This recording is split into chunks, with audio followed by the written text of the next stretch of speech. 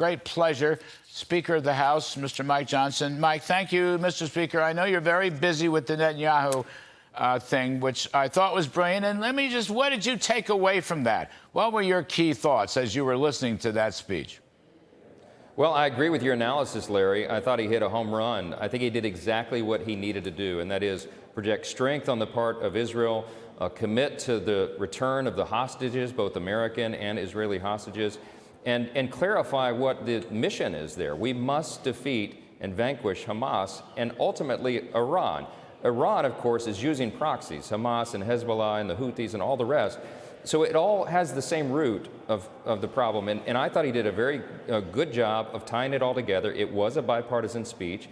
I think that's important. The support of America for Israel has always been a bipartisan matter. I was rather shocked that Kamala Harris chose to boycott the speech today. She should have been sitting next to me up there. It's pretty shameful, and I think she'll have to answer for that. It was a masterful stroke, though, appealing on a bipartisan way. And I thought, sir, it was masterful to conjoin United States and Israel again and again during the speech, and to thank America for its help. You know, look, Joe Biden started out, it seemed to me, very strong supporter. Then he got so ambiguous, and then sometimes it sounded like he was turning against it. What's your assessment of the Biden administration and Israel right now? Well, it's really been all over the map, and that's the problem. That ambivalence has been a problem. We've been encouraging the White House all along to be more forceful, to project strength, to make clear that we're not equivocating between Israel and Iran. At multiple points along the way, they have appeased the wrong party. The Biden-Harris administration has appeased Iran, which is the source of the problem, and they have questioned Israel. They have withheld weapons deliveries at certain times. I mean, it's really been a problem. And so we've got to project peace through strength. We maintain peace through strength. We've got to project strength to do that. And we need a strong commander-in-chief who has that resolve. I think what Bibi did in the room today in the chamber was very important. And I think we got Democrats in the room to applaud at the right spots, but many of them sat through some of those comments, and that's a real concern. Yes, always is. Let's move on to some other topics, Mr. Speaker. You are putting together with Hakeem Jeffries a bipartisan task force, I'm going to call it. That may not be the right term, whatever you're going to call it, to investigate the Secret Service catastrophe and the near assassination of former President Trump. And I wondered whether you would talk to it, because I have said to some of our guests this week, well, I'm 100% in favor of such a task force. I sure don't want to let the FBI leadership in Washington, or the Secret Service leadership in Washington, or the Justice Department leadership in Washington, I don't want them to be able to use their usual tricks and whitewash their mistakes and hide from the American people what happened, and, you know, let the swamp win this one once again, because the stakes were so high. As the president, the former president himself has said, only by the grace of God is he around today, and so forth and so on. Can you just tell us a little bit about this task force, and who's going to staff it up, sir? Who's going to do the staffing and the actual investigating? Yeah, great questions, Larry. The reason for the task force is precisely what you just outlined there. We have to move with precision. We have to be efficient and accurate. We've got to get the answers for the American people and the accountability that the American people are owed. You're right. President Trump is here, but for the grace of God. It could have gone just 1 centimeter difference. We're having a totally different conversation. We're happy that the director of the Secret Service resigned, but she took a week and a half too long to do so. It should have happened immediately. I called upon President Biden to fire her. Of course, he took no action. So we've had a lack of leadership and really many lapses in security. So the purpose of the task force is to move quickly with precision. They're going to have subpoena authority. The resolution will pass on the House floor today. It'll be 7 Republicans, 6 Democrats, and the people that will populate this committee are folks with expertise and insight into the issues that will be investigated. The objective is to move quickly, get the answers, ensure that this never happens again, because, as you noted, the stakes are far too high. I mean, one thing just occurs to me as a lay person. This is not my field of expertise. I hope your investigators will be experts. But, you know, I'd like to know, how the Secret Service agent in charge of Pittsburgh, who presumably ran this Butler Field operation, I'd like to know what all of the Secret Service agents who were present on the field that day, what were they thinking? When you look at the timeline and the discoveries and the information and what the ordinary folks attending the rally were doing, it's just inconceivable that they let former President Trump on the stage at whatever it was, 6:02 p.m. Inconceivable. Inconceivable is the right word. We're all scratching our heads trying to figure out how in the world such mistakes could have happened.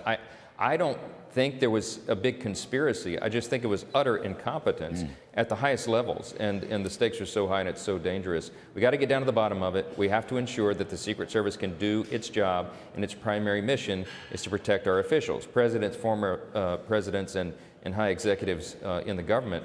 It's a simple mission. It's an important one. It's a complex one, but we need people in place who can handle that. On the night of the assassination, the failed assassination attempt, within probably 6 hours of the event, I was on the phone with Secretary Mayorkas at DHS. The buck stops at his desk, and I asked him very simple questions like the one you're asking. I asked, were there drones? Did we employ drones in the area? He couldn't answer the question. It doesn't appear that happened. There were lots of lapses, and I think the information is going to be alarming, but it has to get out there. And you think the task force will report by when? Well, they have a deadline for a final report in early December, but we expect interim reports along the way. As they uncover the information, the objective will be to get it out as quickly as possible. We're going to have serious people doing serious work, and I'm confident they'll be able to get that done. All right, one last one, Mr. Speaker, and you're always wonderful with your time. We appreciate it, as always. This is an odd story, I guess. We have a president of the United States, but he's not going to be his party's standard bearer. That's going to be the vice president. Some people are asking who's really in charge. You yourself have said they've disenfranchised 14 million Democratic small d voters in the course of this. I think you're right about that.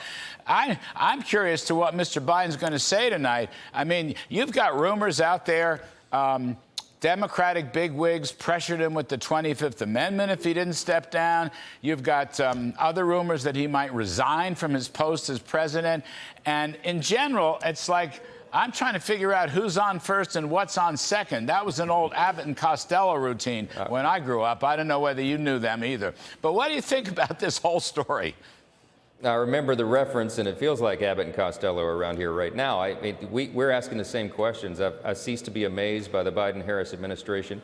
It's the Keystone Cops running the Oval Office over there. Who knows what Joe Biden will come up with? He's going to stick close to a teleprompter, I can assure you of that, at least. But we've made the point, look, if he's not fit to run for office for 4 months, he's certainly not fit to run the greatest nation and the leading superpower in the world. I think this is a tough and obvious truth that everybody can see with their own eyes. What we're concerned about, Larry, is that our adversaries can see that as well. And we live in a very dangerous time, and we don't want China, Russia, Iran, North Korea, or any of their allies to think that this is in any way an opportunity. So I'll say to you, as I say at the end of each one of these interviews, I'm letting our adversaries know the United States Congress, the United States military, and the American people are ready and willing to act in our interest at any moment. This is not the drama surrounding Joe Biden has nothing to do with the resolve of the American people. Well, that's a very important point. Thank you for that. The other thing is, all the Democratic leaders, including Ms. Harris, is praising Joe Biden to the high heavens. He did the greatest job in history and all the rest of it. So my thought is, Mr. Speaker, if he did such a good job, why are you dumping him?